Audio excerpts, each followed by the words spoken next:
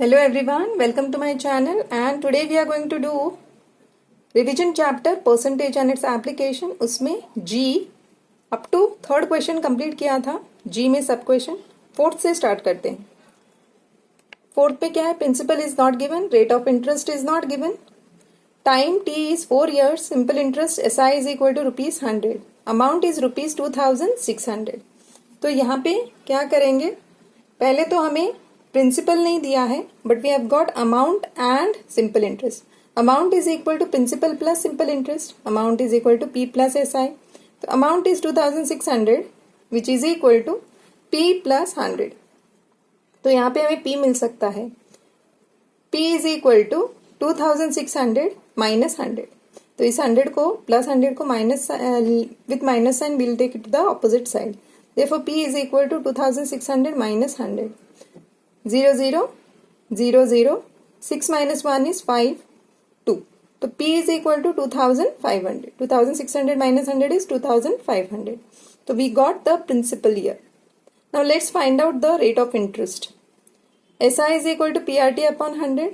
ये फॉर्मूला है. SI is what? We have got it as, it is given as 100. ठीक है, तो डाल देते हैं. Is equal to P, we got it as 2500. R is not known, time is 4 upon 100. So we need to find the value of R. तो 100 is equal to 2500 into R into 4 upon 100. क्योंकि यहाँ पे देखेगा ये SI is also 100 और यहाँ पे divide by 100 किया जाए. तो डोंट गेट कंफ्यूज्ड. 0 0 कैंसिल हो जाएगा. 25 इंटू R इंटू 4. तो R वैसे के वैसे 25 इंटू 4 ऑपोजिट साइड में denominated, but 25 into 4 is what 100. तो 100 upon 100 is what 1. Therefore R is equal to 100 upon 100 that is equal to 1. So rate of interest is equal to 1%. ठीक है, तो ये हो गया question 4. Question 5. Principal is ₹7,000. Rate of interest R is 5%. T time is not given. Simple interest is also not given. Amount is 8,750. So we have to find the value of simple interest since amount and principal is given. तो amount is equal to P plus SI. Amount की जगह पे 8,750 डाल देते हैं. P की जगह पे 7,000 plus SI. तो SI is equal to 8,750 minus 7,000. SI is equal to 8,750 minus 7,000. इसे ऑपोजिट साइड में लेकर जाएंगे. प्लस है तो माइनस हो जाएगा. तो SI is equal to 0 minus 0 is 0, 5 minus 0 is 5, 7 minus 0 is 7, 8 minus 7 is 1. Therefore, simple interest is rupees 1,750. Rupees लिखना भूलिएगा मत. तो SI अभी हमें क्या फाइंड आउट करना है? हमें फाइंड आउट करना है टाइम.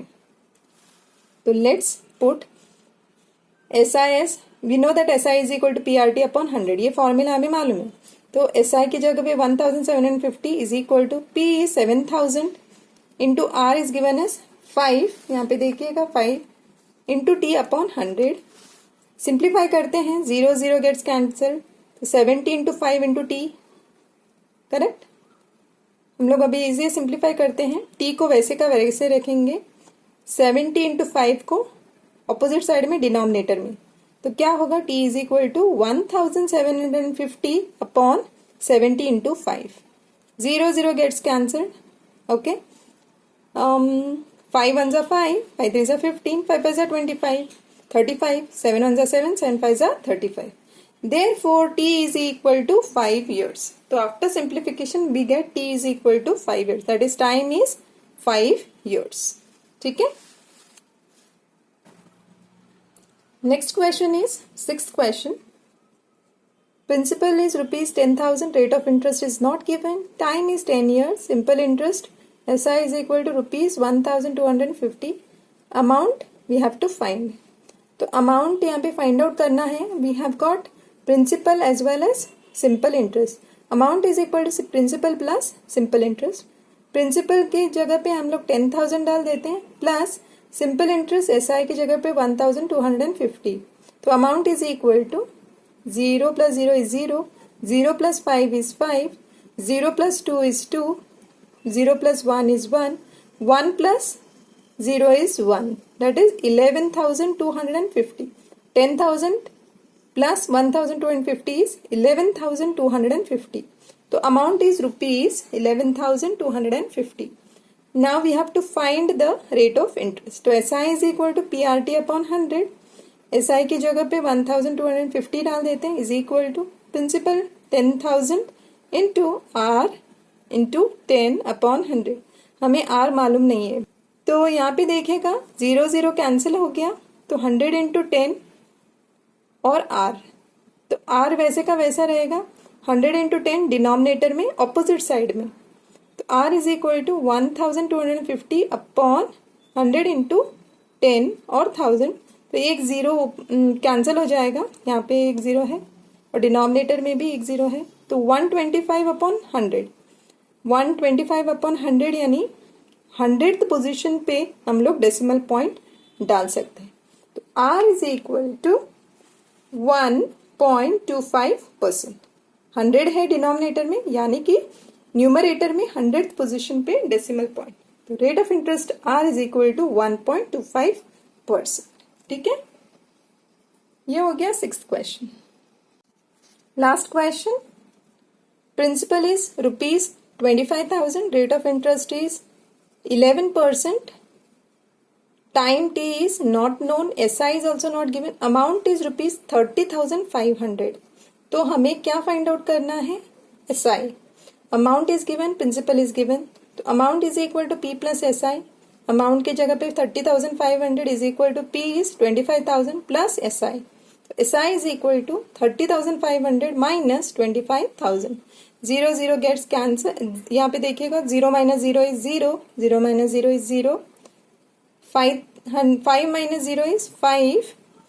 0 minus 5 नहीं कर सकते तो बोरो करना पड़ेगा. 10 minus 5 is 5.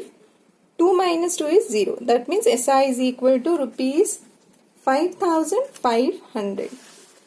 तो नेक्स्ट फाइंड आउट करते हैं time. SI is equal to PRT upon 100. SI is 5,500 which is equal to P हमें मालूम है 25,000 into R is given as 11. Rate of interest जो है वो 11 है.